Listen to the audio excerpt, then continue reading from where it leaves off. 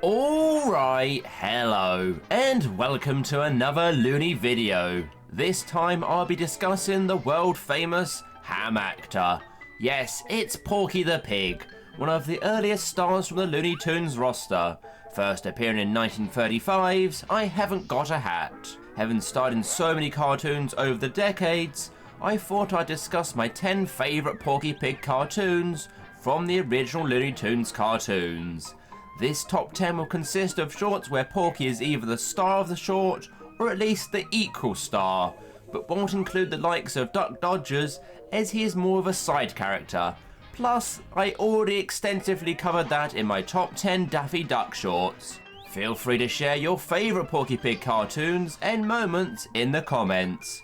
But with that being said, here are my personal top 10 favourite Porky Pig shorts.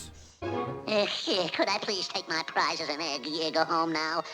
I'm not feeling too well. And for being such a great sport, I'm going to let you push the other button and win a prize. Come on now, don't be bashful. Push!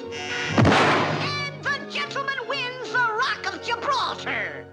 The Ducksters is a 1950 short directed by Chuck Jones. A classic Daffy and Porky pairing, where Daffy is a cruel radio game show host, where the questions are near impossible to know and the prizes are often worse than the penalties. The reason Daffy and Porky work so well is they work in so many different scenarios. They both have personalities that bounce off each other, and it's always fantastic to have them together. Who, mind you, who was the referee in the New Zealand Heavyweight Championship fight in 1726? Arbuckle Green. Also, got to admire Porky's knowledge of referees for 18th century heavyweight fights in New Zealand. It really does have the feel of a bygone era, with some of the questions being slightly out of date, such as there only being 48 states of America when this short was made. A brilliant twist of fate as well to see Porky get his own back on Daffy, after using his winnings to buy the production company and exact his revenge. Just an all-round solid Porky and Daffy, where Porky wasn't just simply the sidekick. I will now play a passage from a famous opera, and you must name the opera. But I'm weary. Listen carefully. And there you have it now. What's the opera? Cavalleria Rusticana? Audience? Oh, that old Bluebeard can't scare me much. If he comes here, I'll give him the old one too. That's what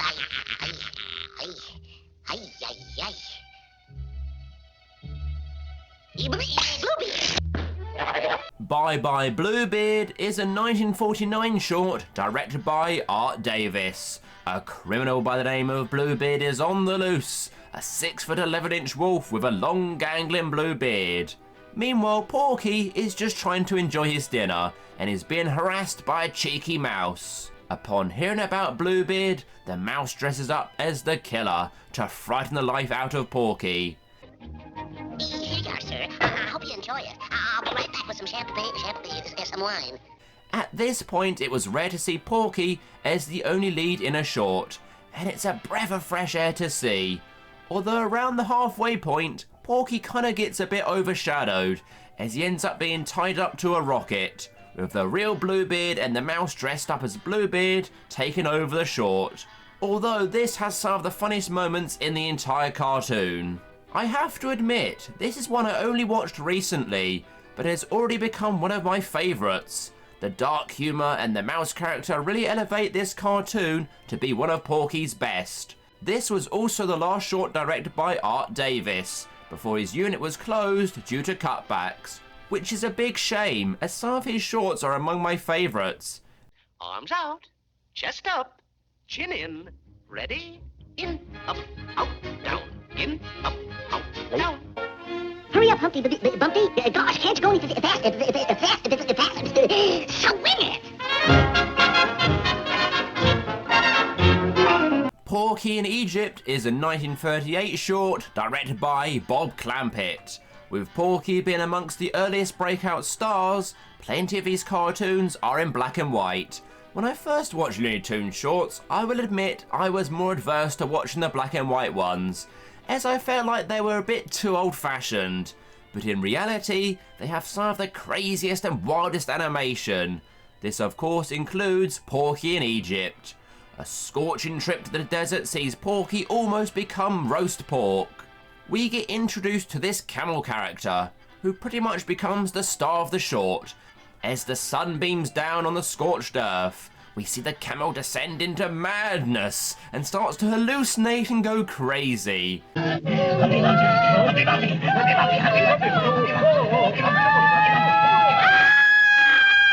voices, they got me. It's a desert madness! Bob Clampett, of course, was known to be one of the wildest animators. His shorts tend to be on the loonier side of the scale, and sometimes maybe a little bit too wild, leading to his shorts either being among the best or among the least watchable. Porky in Egypt is just about the right level of craziness, and this is a classic that any animation history fan should watch. I mean, there is some stereotypes that were commonplace at the time, but nothing really too bad.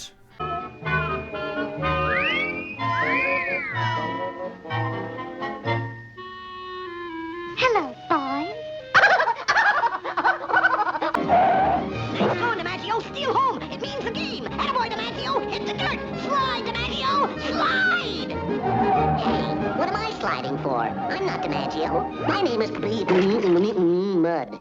Boobs in the Woods is a 1950 short directed by Bob McKimson.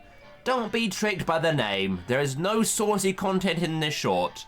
Well, unless you include Daffy being choked. Boobs just means fools in the woods, and this being a Porky and Daffy short, you can be guaranteed they'll be acting like a pair of tits. Oh, executioner! Executioner!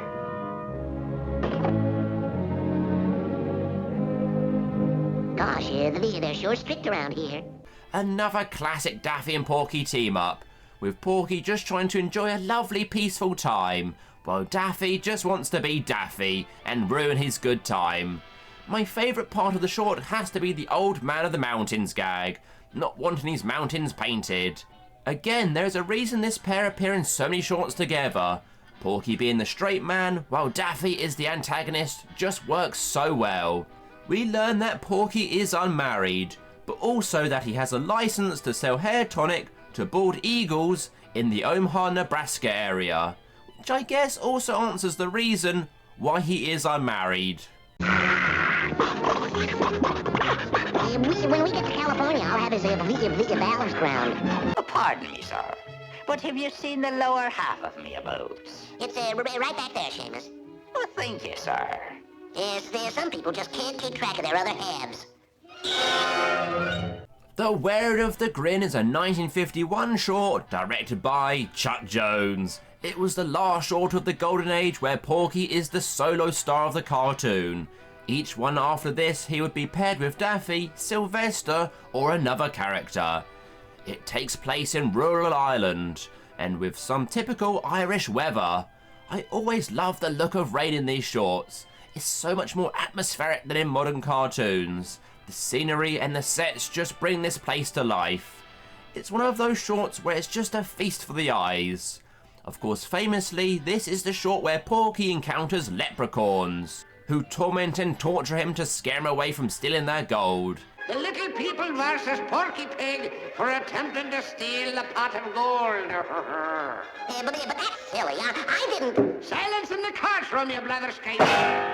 The whole sequence with the green shoes is legendary. Considering Porky is the straight man and an everyman, he actually does have the personality to carry these shorts. So it's a shame that after this he was relegated to being mostly a sidekick, because this short is fantastic.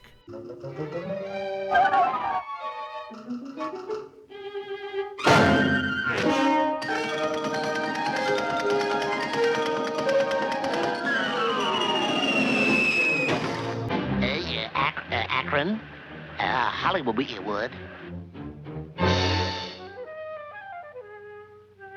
Gosh, here's an egg without an address.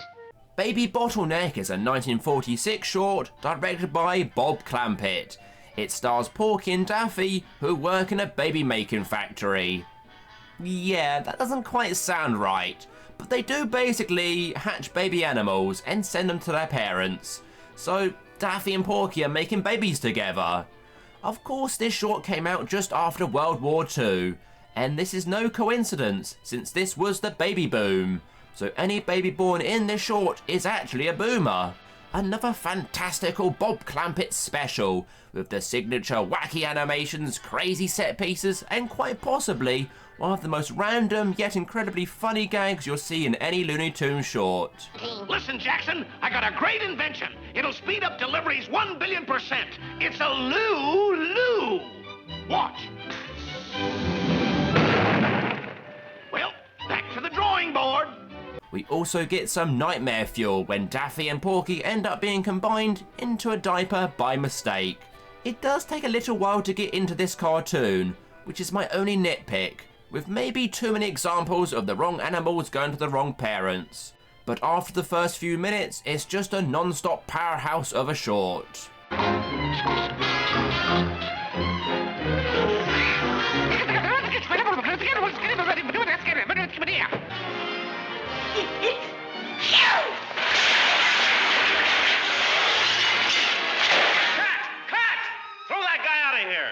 You Ought to Be in Pictures is a 1940 short directed by Friz Freleng. Another one co-starring Daffy Duck. This would become one of the earliest examples of Daffy's jealous nature coming to the forefront. Of course, later on, he'll become more jealous of Bugs Bunny. But in this short, he convinces Porky to quit his cartoon contract so he can become the main star. What's so amazing about this short is we get to see real-life footage of the Warner Brothers lot, with the likes of Leon Settinger, Michael Maltese, Chuck Jones, and Bob Clampett all appearing in this short. Did you quit? Did you quit? Yeah, I quit. That's swell, that's swell, that's swell. Now you go out to the studio and you tell them I sent you. Remember, don't take less than $6 grand a week. It's a masterpiece of its time, with Porky and Daffy coming to life and interacting with the real world. The vision to do a short like this at the time is extraordinary. It's maybe not the funniest short ever made, although Porky in his little car, pretending to be Oliver Hardy, always makes me smile. It makes it into the top 10 due to that creativity, and how important it is to be able to see what it was like on the Warner Brothers lot in the 1940s. Hey, Porky, I hope you didn't sign up here again, because I know it is a pip of a job at 12 grand a week. Playing opposite Greta. Come on now. Out you go. Week 1, it's 2, it's 3, and 4. Kitty Cornered is a 1946 short directed by Bob Clampett. Anyone that's ever owned a cat can relate to this short. Sometimes a cat just does not want to go outside. In their defense though, this short is clearly set in the middle of winter. Porky is the owner of 4 boozy, loud and crazy cats who refuse to be kicked out. This includes an early prototype Sylvester.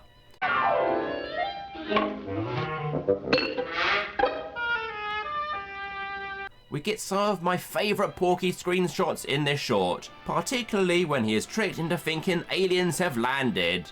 Again though, it is Bob Clampett. What else can you expect other than craziness? Each cat is a brilliant addition to the short, with all of them having very distinct and different personalities. Poor Porky though, I don't think he'll ever have a pet cat ever again. Or will he?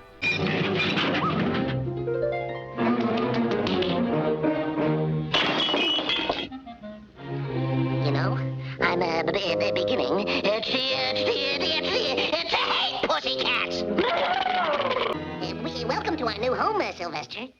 We're very lucky because it's the only one the real estate agent had. Isn't it a lovely old... What the... Scaredy Cat is a 1948 short directed by Chuck Jones.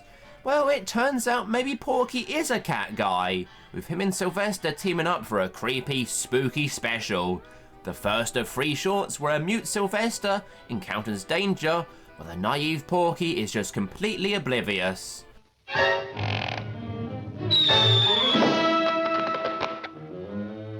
And just what were you going to do with that anvil? This is my personal favourite of the three. The dynamic between Porky and Sylvester works very well. Although Sylvester's personality is much different to what we are used to, he's such a versatile character that it works. Porky being so nonchalant to any danger and somehow not being alerted until the very end is what makes this cartoon work so well. A man after my heart. He just wants a lovely rest, and why not have that rest in a creepy abandoned house? Chuck Jones, as always, is a master storyteller in his shorts, crafting another classic. But before I reveal my number 1 spot, there are 3 honourable mentions that didn't quite make the top 10.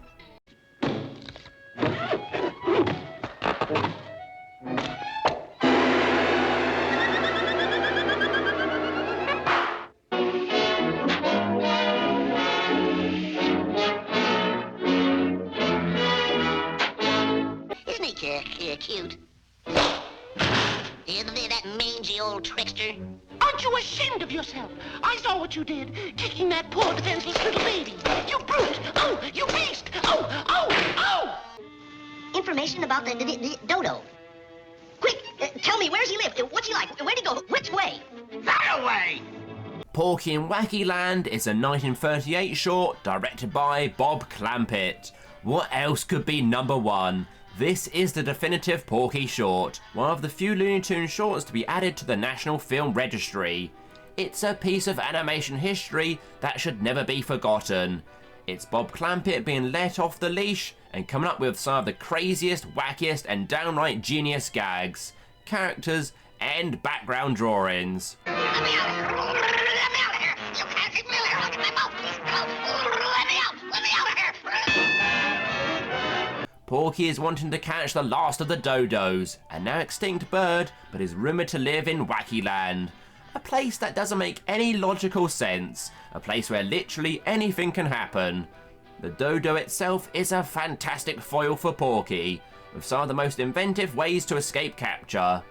Of course, this short was later remade in colour in 1949's Dodo for the Dodo, this time directed by Friz Freleng. While it was also a good short, I don't think it quite lives up to the original.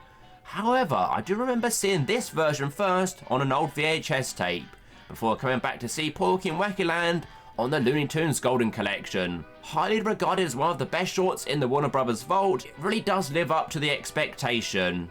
Oh, but boy, I got the last of the dodos. Yes, I'm really the last of the dodos. Ain't I, fellas? So there we go. That was my favourite Porky Pig shorts. Which ones are your favourites?